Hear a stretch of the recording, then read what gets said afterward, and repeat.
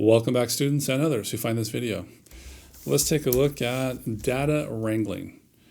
The objective of this lesson is that you guys will manipulate or wrangle a data frame in R, specifically using the dplyr package. The dplyr package is a core package of tidyverse and has a lot of super useful functions that are verbs like filter, select, mutate, arrange, and so you may see people referring to these functions as verbs.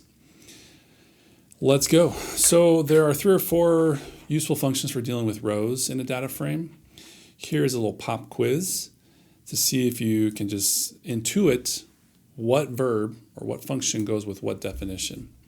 So it's a classic matching quiz, right? So figure out what filter does out of these 4 possibilities. What does arrange do? Okay. Just a little fun pop quiz. Just see if you can intuit what those functions do. Okay, ready, set, pause the video and give it a try. Ready, set, pause. Welcome back. Let's take a look. Filter, as it suggests by its name, keeps rows that evaluate to true in a conditional statement based on 1 or more columns. Arrange, it orders the rows based on values in 1 or more columns. Descending inverts the order so that the rows are in big to small order, that is in descending order, right? And distinct keeps only unique rows. That's what they do. So let's give it a try. Here we go. Let's follow the examples in Chapter 3, Data Transformation of the R for Data Science book. And let's download the NYC Flights 13 R package to our hard drive. So we're going to use install.packages, NYC. You can grab just a little bit of code off my lesson plan. If you'd like, let's jump over to R. I've already done so, but you would, down in the console, bottom left of my screen, you would just paste in my code or type it in, install.packages. And I've already done so, so it's saying, hey, what are you doing? You already did this. I'm like, okay, yeah, I know. But you would say enter, and it would install that package onto your hard drive.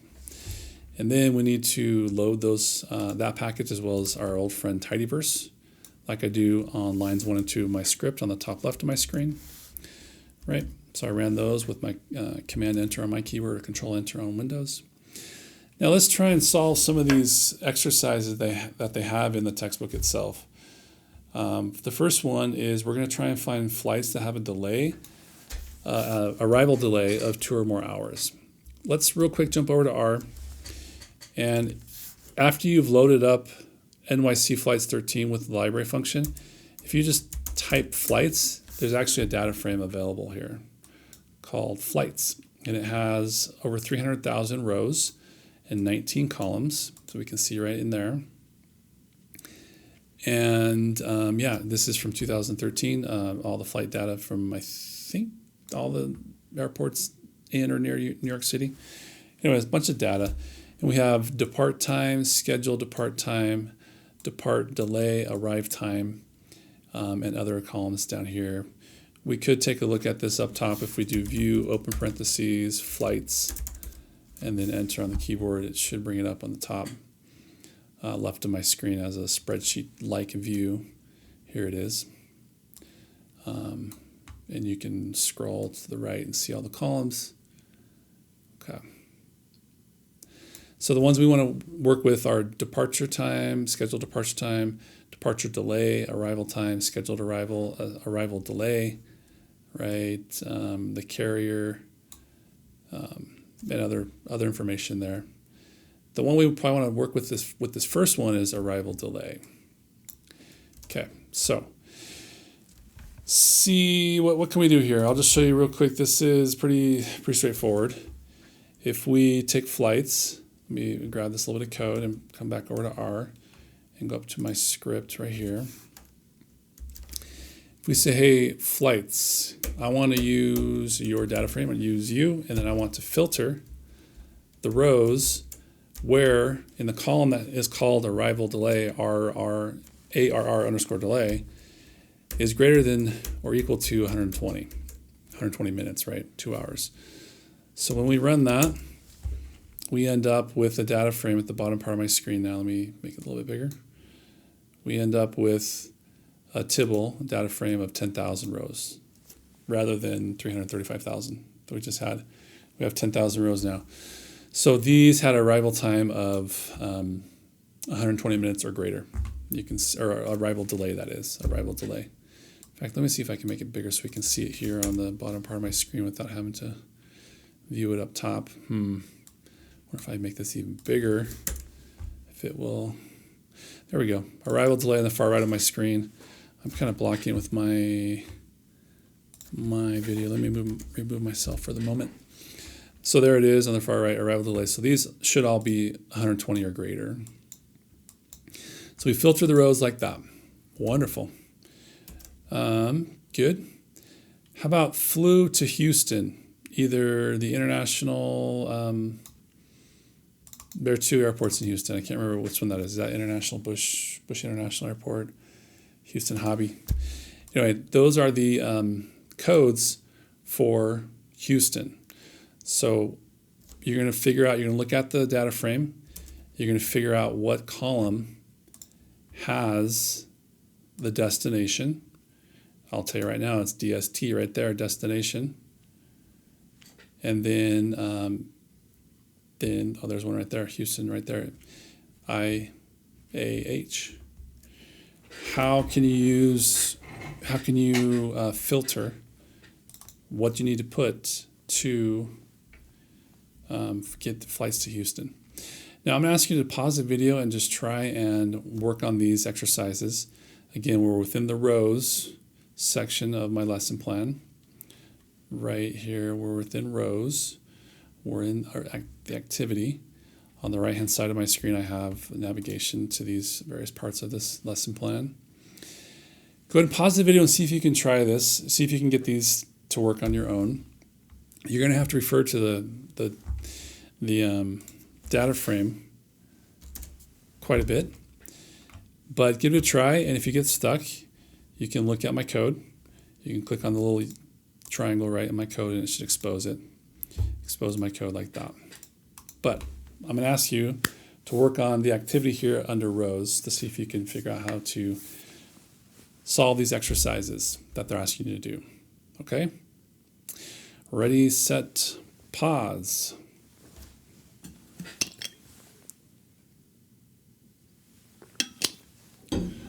Okay, welcome back.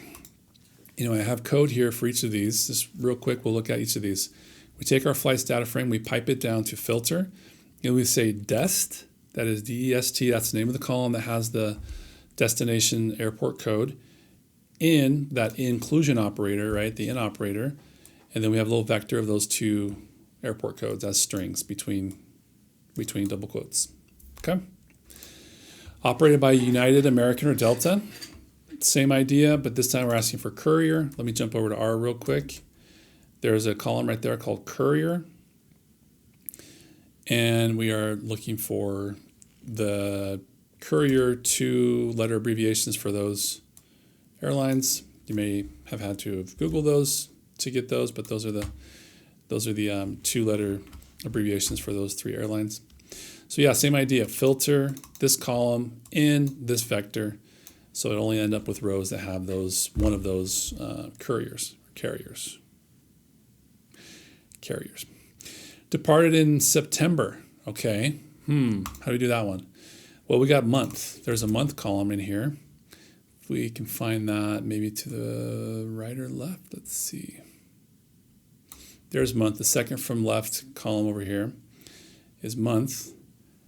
And it's a number, so we can say filter month, a column called month, in this vector, 7, 8, or 9. Good. Yeah, note that the column for month is our integers, so you don't have to put quotes around those numbers. They should not have quotes. There's another way to filter for only summer months, and here's another way if you like to do it this way. Month is greater than or equal to 7, and month is less than or equal to 9. Another way to do what we did up here. Either way will work. Arrived more than 2 hours late, but didn't leave late. Okay, so arrived 2 hours late, but did not leave late. So we're going to do filtering on two columns. So arrival delay should be greater than 120, and departure delay should be less than or equal to 0. So meaning that it arrived 120 minutes late, but did not leave late. Because, yeah, those are two different columns, right, in the data frame. Just to point those out. There's arrival delay right there. And then here's depart delay up here. Okay, good. We're delayed by at least an hour, but made up over 30 minutes in flight. So departure delay was 30 minutes or greater, and the arrival delay was less than 30, meaning it left an hour late, but arrived only at most a half hour late. So it made up 30 minutes in flight. Let's sort the flights to find the flights with the longest departure delays. We have a range. So that word sort right there should have, lit off a little bing, bing, bing in your mind. Oh, that's a range. And to sort the flights to find the longest departure delays, we can use a range with descending to go in descending order from biggest to smallest. So a range, descending, departure delays. And we can just take a look at that real quick. Let me just throw that into R and see what we get. Those departure delays, wow, those are pretty long delays. Look at that. The longest delay was 1,300 minutes. How many hours is that?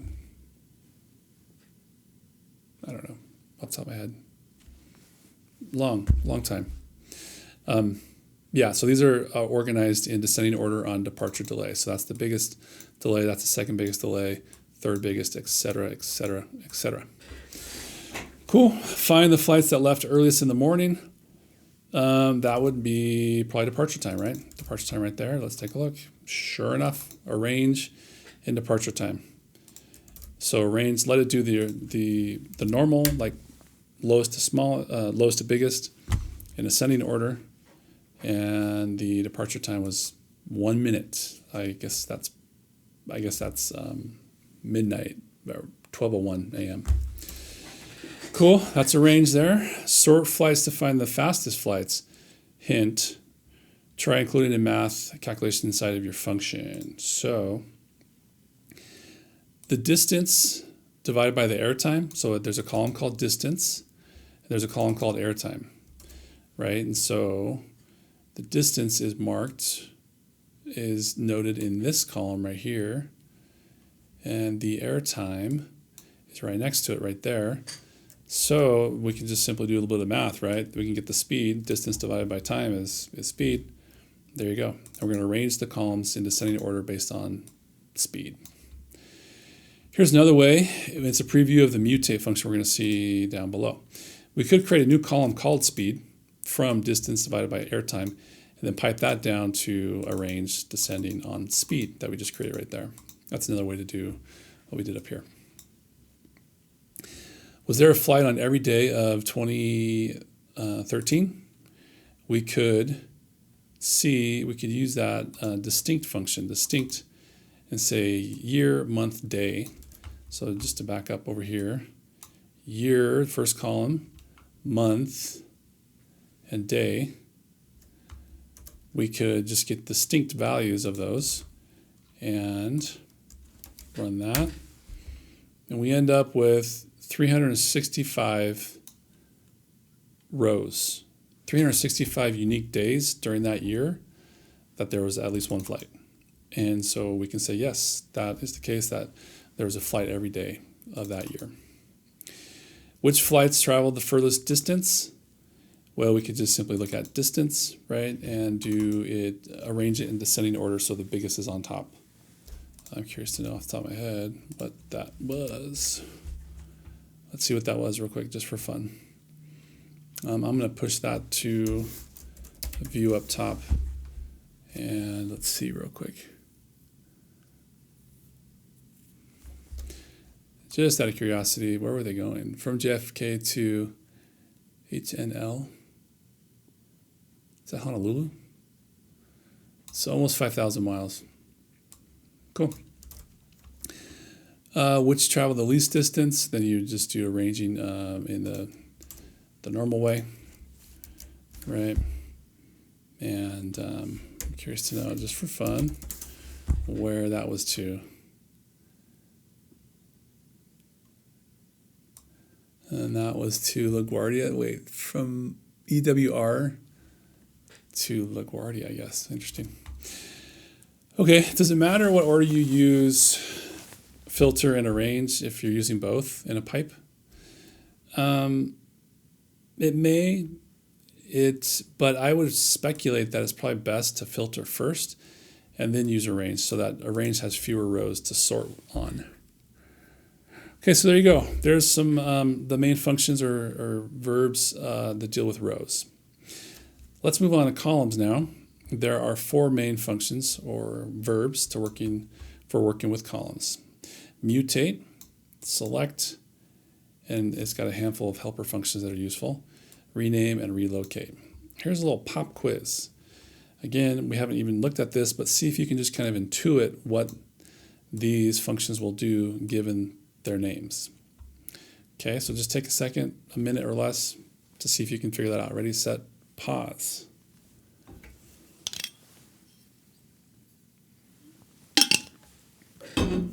Okay, welcome back. Mutate creates new columns based on one or more already existing columns. Select keeps only the specified columns. Rename changes the name of the specified column. And relocate moves the position of the specified column within the data frame. Cool. Let's try out some exercises. Here we go. The chapter also has some exercises for columns. And so go ahead and just take a look. First, compare departure time, scheduled departure time, and departure delay. How would you expect these 3 numbers to be related? And here are some ways to select.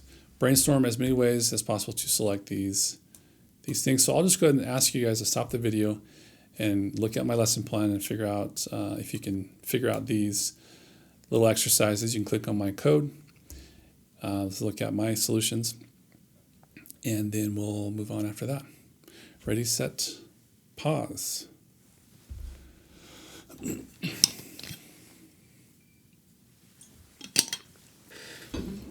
Okay, let's take a look.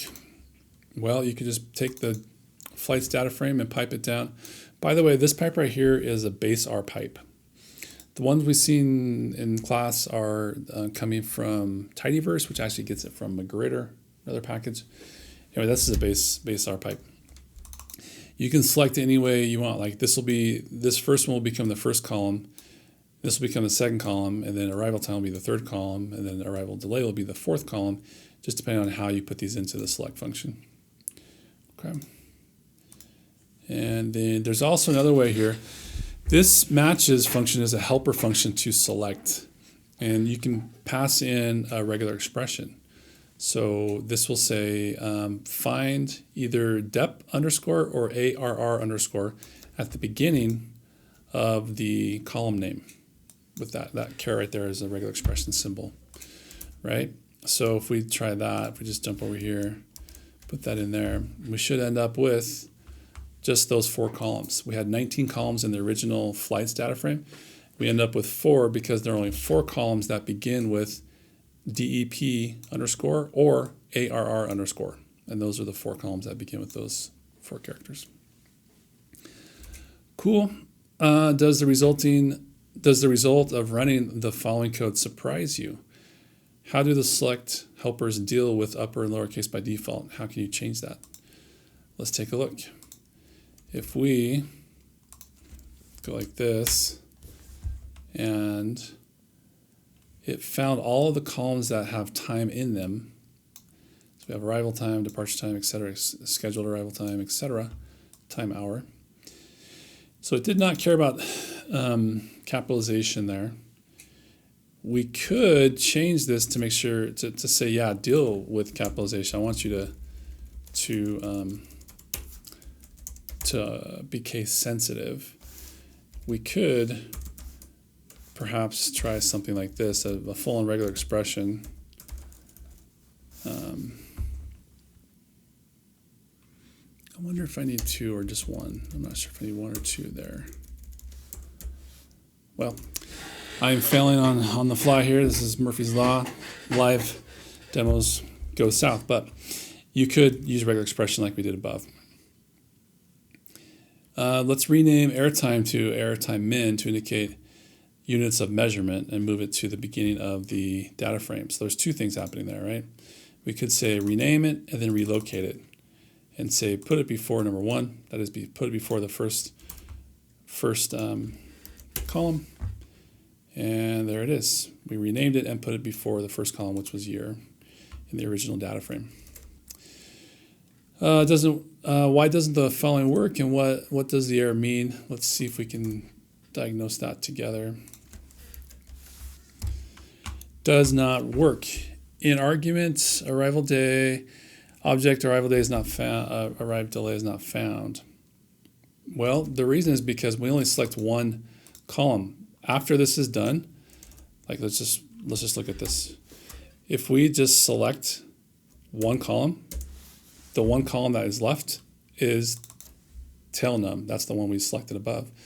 So when we try to arrange some other column, it's no longer there. It's not there anymore. So that's why that throws an error. Okay, now let's do some sociolinguistic stuff. Let's download this data frame from the data sets in our LMS, right? Let's do that real quick. I'll download this data frame. Just put it to my hard drive for the moment, and then I'll go back here. This data frame data set was used to write the article in the journal Corpus Linguistics and Linguistic Theory. I'll just click on this real quick. It's a paper that I helped co-author. And so this is the data frame that we used. Let's open it in Excel or Google Sheets and inspect the columns in the data sheet, and then read what the data type of each column is in the legends sheet. So let's actually go ahead and do that real quick. Let me go over to my downloads. You're not seeing it currently, but you will see it soon once I get into Excel. So I downloaded that Excel file, this Excel file from our LMS, and I will now bring it over to here. So what I have here is the data down the bottom left of my screen. You can see there's a sheet called data. There's another sheet called legend. Let me zoom in on that as well. So the data is the data, as you would suspect, over 1,300 rows. And out to column L on the far right. I think you're seeing what I'm seeing. Let me double check that. Yeah. So, and then the legend here is just simply describing the columns, what they are. Okay. Let's jump back over here. So there we go. We just did that. Now read in the data sheet into R as a data frame, probably a tibble. That's what this will do. And so let's go ahead and give that a try. If I come back over to R here, let me just go back to this here. And what I'm going to do is I'm going to pull in the read Excel package, and tidyverse already did, but let's do that again real quick. Going to set my pathway here, and then pull in sibilance. So line 11 here created a data frame from that Excel file from the sheet called data. That's what it was called, _DATA. And now if I look at sibilance, I should have in R what we just saw in Excel. Yep, it's just sitting right here as like a spreadsheet view at the top of my screen right now. Okay. So let's take a look. Then try the following exercises. After good faith effort, give it a try. After you've tried, you can look at my code if you like. So here I have some exercises. See if you can do this. I'm going to ask you to pause the video and see if you can do these data manipulations of that sibilance, what I called sibilance. There's a bunch of S's in Spanish. S sounds, that is, right? Sibilance. So go ahead and pause the video and see if you can try these, see if you can do these exercises. And you can look at my code if you need some help there. Okay, so pause the video and take a couple minutes or more to figure these out. Ready, set, pause.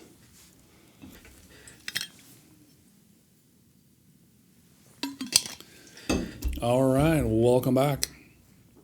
Let's take a look. That is pretty straightforward. Let's go back over to R. If I throw in this, sibilance, pipe down to filter, S equals maintained. Why is it S? Well, because there's a column called, you guessed it, S, right there. There's a column called S. And there's two values, or two levels, maintained and deleted. And so I'm saying I only want to keep S if it's maintained. And there's two equal signs there. Mind the two equal signs. That's an equality operator, right? And so it just kept rows that had maintained in that column. Wonderful. Keep only rows of tokens of S that were deleted. No sibilance in word final position. And you can do two conditions, right? So let's just try that. Yeah, so I have deleted an S, and I have word final position. There's a column called word pos, word position. I said, I'll jump back over to my lesson plan. I said S needs to be equal to deleted, two equal signs again, comma, and then the column called word pos must be word final. And so we have two conditions into filter. Great. Create an alphabetized list of unique words with S at the beginning of the word and followed by high vowels. Here we go. We're going to filter. Word position should be word initial, two equal signs there. And then the sound post is the following sound, and it has to be equal to high V for high vowel, two equal signs. We pipe that down into distinct on words, and then we arrange those words. So we can just take a look at how that would come out when we run it in R. Good. So we have words in Spanish that have S. Well, S sounds, right? We have a C here. We have unique words where there's an S sound at the beginning of the word and it was followed by a high vowel, like I or U. There's U, su, super. Great. There are 15 unique words in this data set where a word initial S was followed by a high vowel. Sort the data frame in descending order by lexical frequency and then in ascending order by word. So if there's a tie, you can give it a second way to sort. And that's what I do here. So I say here's sibilance, pipe it down to arrange, do descending on lexical frequency. And if there's a tie, then then sort in ascending order on word. And if we do that, we should end up with the same number of rows, but they're now sorted in that way. So let's actually take a look at it. If we push it up to the top of our screen so we can look at it a little bit easier. On the right-hand side of my screen, we have lexical frequency. So the highest frequency words are over here, or are at the top of the screen, which is S. That's a third-person singular indicative form of the copula be, to be in Spanish, ser. And then we go down in frequency to se, etc. Down below, when we have a tie, we will see that it, let me just jump down to the very bottom of the whole thing where we have frequencies of 1 or something really low. We'll say. Anyway, the point is that if there's a tie on the frequency, it will then sort based on the word column right here. Okay. Terrific. Keep only rows with tokens with a speech rate of between 8 and 12 segments per second. Hint, the data type of the column with speech rate may not have been read in as a numeric, aka float value. So you first may need to course that column to numeric, and I'll show you how to do that. So right here, the first line there below the data frame sibilance is mutate. I'm going to take the column called speech rate and I'm going to turn it into a numeric data type and save it back to that same variable name, column name. And then I'm going to pipe that down to filter and say speech rate should be greater than or equal to 8 and speech rate should be less than or equal to 12. And if we run that, we should see that we end up with 219 rows. And yeah, so speech rate, we had to change that, and then we got speech rates between 8 and 12 segments per second. There it is right there, that column called speech rate. Okay. Great. Create an alphabetized list of unique words with S in which S occurred in a tonic or stressed syllable. We would use the column called stress. It should be equal to tonic, double equal sign. Give me distinct words and then just arrange those words in alphabetic order. And there we go. So these sibilants occur in a tonic or stressed syllable. Además, así, atención, atrás, etc. Okay, so there you have it. Columns, how to deal with columns. We have, and you can combine rows and columns, right? You can mutate, and then which would do something on columns, and then filter, which would do something on the rows. Awesome. Okay. Another useful function in dplyr is group by. Group by. It doesn't change the data frame itself, but it performs the subsequent functions based on the levels of a column or columns. It is often used in conjunction with summarize to get group level information. So let's try this real quick. Let's calculate the mean departure delay of all flights in the flights data frame from NYC flights 13. And then next, let's calculate the mean departure delay by airline. Okay. As a pre-processing step, we need to remove rows that don't have a number in the departure delay. But we could use, there's a function in the mean, there's an argument in the mean function that can remove missing types, or missing values, that is. Let's look at my code here in my lesson plan. So we're going to say is NA. If you see a departure delay that is NA, that is not there, then we don't want it. And that exclamation point right there says we don't want that. We only want rows that have a departure delay. And then we're going to summarize the mean departure delay for all the flights going out of New York towards anywhere. Let's try that. I assume flights is still in here.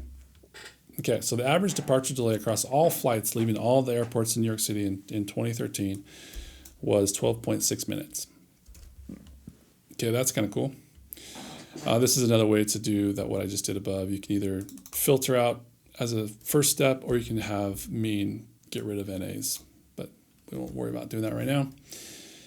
But then if we want to group by the carrier right here, we can say group by carrier. And this is more informative. If we group by carrier, we can see the mean delays by carrier. So American Airlines, that's AA, had a mean of 8.5 minutes. Delta had a mean of 9.25 minutes. United Airlines had a mean of 12 minutes. And YV, whatever that is, had a mean of 19. Pop quiz real quick. How can we change our pipe so that we can arrange in descending order on the longest arrival, average departure delays? We can do a pipe and say arrange. Bottom part of my screen, which actually I need to remove myself real quick from the screen. If I remove myself, arrange, open parentheses, descending order on average departure delay. And that will arrange them now after they've been calculated on average departure delay. So these airlines up here are the longest ones, longest delays on average. So I hope you're seeing the power of using pipes. You can do all sorts of steps along the way and do cool analyses in one fell swoop with pipes. Okay, let's see. Wonderful. We just did that little micro activity. Cool. What I just showed you there. Arrange. Okay. If you need, you can group by several columns. So for example, if we wanted to group by carrier as well as origin to see which airport in New York City, like which carriers have let's calculate the mean delay by carrier, and then also by the origin in New York City airports. We can do that as well. I think I'll put this up here so we can look at it like that. And so let me show you the the result there. So this airline has 3 departure airports in the New York City area: JFK, LaGuardia, and I'm not sure what EWR is at the moment, but I can't remember what that is. But for each airline, it's also grouping by the origin column and getting a separate mean delay by the airport in New York City by the airline. So you can group by several columns, not just one. So that's cool. But you don't only have to use group by with summarize, but that's a common case of using it. But if you don't do that, you will need to ungroup it. When you use summarize, it automatically ungroups it. Let me just show you what I'm talking about. If I were to come back over here and say, okay, take flights, group by carrier, give me a new column, mutates a new column called average departure delay by airline. Take the mean departure delay, remove any NAs, and then select those few columns. So I end up with just those 3 columns. If I look at the results, you'll see up here, it's in gray, so it's not super apparent, but it says groups, carriers. There's 16 groups of carriers, 16 unique carriers. So it did not ungroup my data frame. It's still grouped by carrier. If that's not what you want to do, then you'd have to explicitly say ungroup with that little function called ungroup. I'll just copy that real quick, or I can just throw it in manually. It's that simple.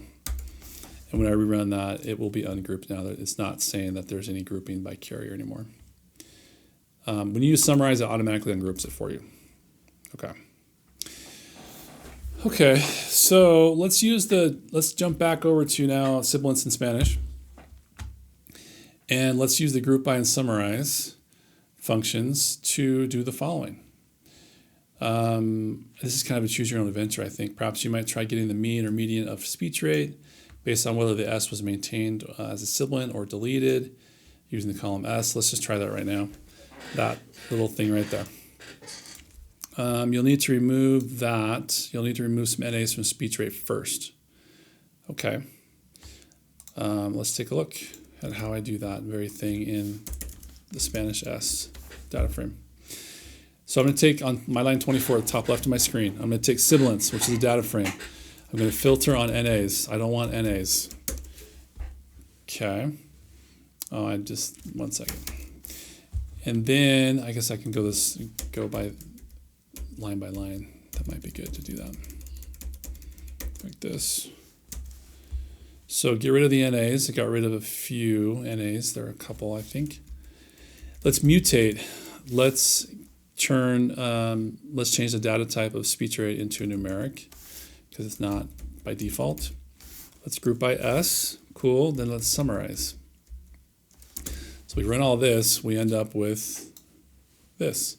The speech rate is very similar when the S is deleted or maintained. In Spanish, mean speech rate, median speech rate, which I give those column names right there. So what we did is we said group by S, which has 2 levels, that is deleted and maintained. Then we got the mean speech rate and the median speech rate, and I gave them those column names to be super explicit on what those are. Okay. Cool, good, let's keep rolling here. Okay. You may want to try some other analyses on your own with group by and summarize. Again, that data frame looks like this. You can look at the column names and see what you could possibly get the mean for. For example, maybe FRC, lexical frequency. Perhaps there's a difference there based on whether it was maintained or deleted. So you would group by S, then you would get the mean or median of lex freq, for example. To show you how I would do that, I'll just do it real quick. Maybe I'll do it up in this script so we can look at it up here. Let's go sibilants, pipe down to group by column called S, which has 2 levels, maintained and deleted. And then we're going to summarize And we'll get the mean lex freq, and maybe the median as well while we're here, lexical frequency, and then run that. And there at the bottom part of my screen, we see that when a word has S that's deleted, the frequency, the average frequency is higher than when the S is maintained. That does not surprise me one bit. More frequent words have higher rates of phonetically motivated sound change or sound reduction, right? Deletion of sounds, the maintenance of sounds. Cool. So it's that simple to get some kind of aggregate data based on levels in a group that are not noted in a column. Okay, we are making good progress. Let's look at joining data frames. Another important task in data manipulation, data wrangling, is joining two data frames together based on some common column. It's super useful. So let's try a real toy example here. I'll let you read this in more detail if you like, but let's take a look at some code immediately. Let's just create a little toy data frame over in R. Right here, we'll just throw it in right here and create a little toy data frame called main data frame. And it looks like this on the bottom part of my screen. We have two columns. We have a speaker, Bob, Billy, and Britta, and Bonnie, all B's. And then we have a word column, apple, banana, orange, mango, etc. Okay, so there's a toy little data frame with two columns. Wonderful. Now let's create a second data frame with those speakers' ages. Let me grab this little bit of code, bring it back over into my script, run their ages, and we end up with 3 ages because there are 3 unique people in that previous data frame, right? Bonnie is 47, Billy is only 6. That's why he's still going by Billy rather than Bill or Will. And Bob is 95. Cool. So again, these are the same names. I purposely gave the same names as these people over here. You'll see that we're missing, who are we missing over here? We're missing Britta over here. Okay. So what I want to do now is I want to what's called left join.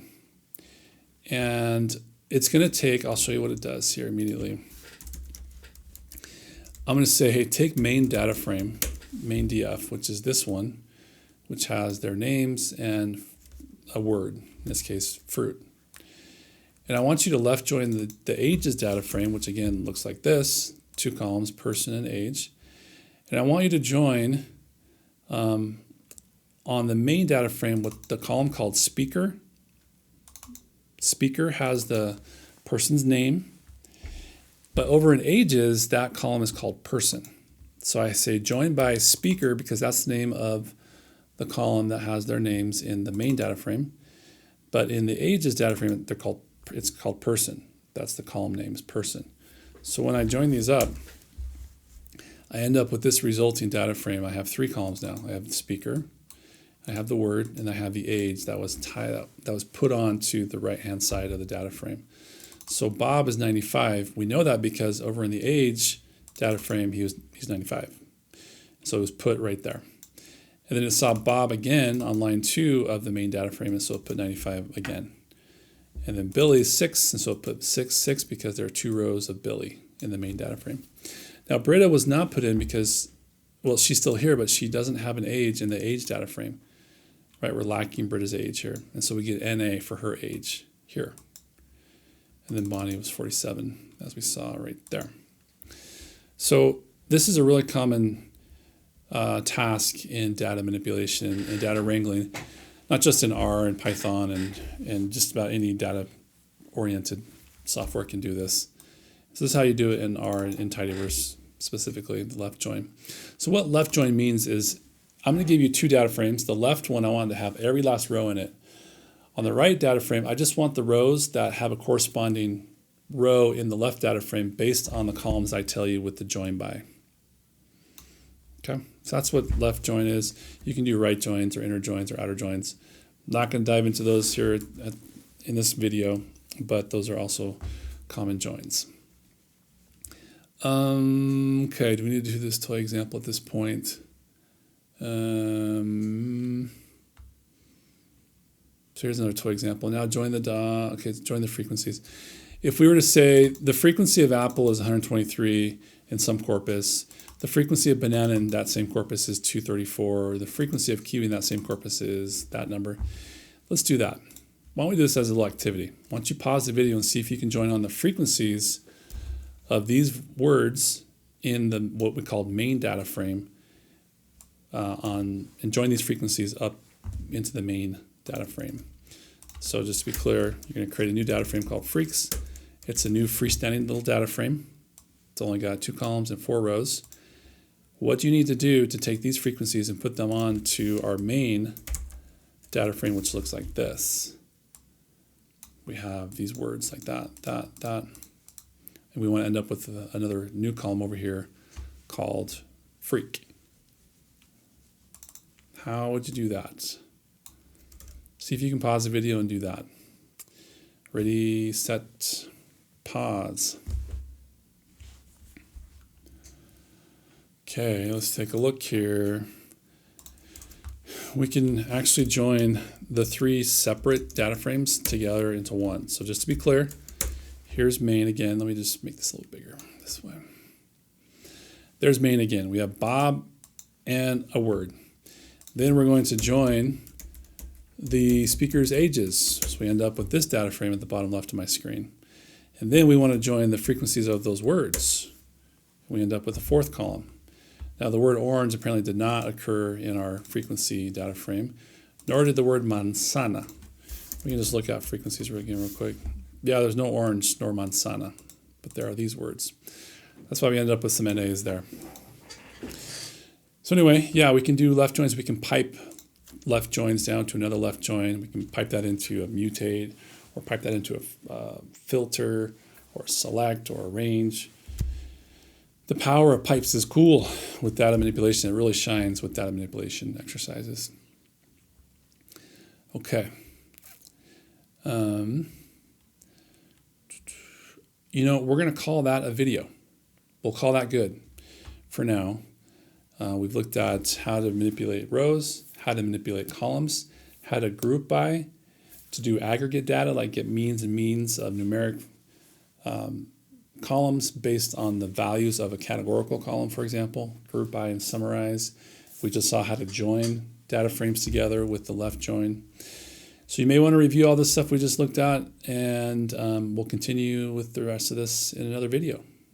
See you later.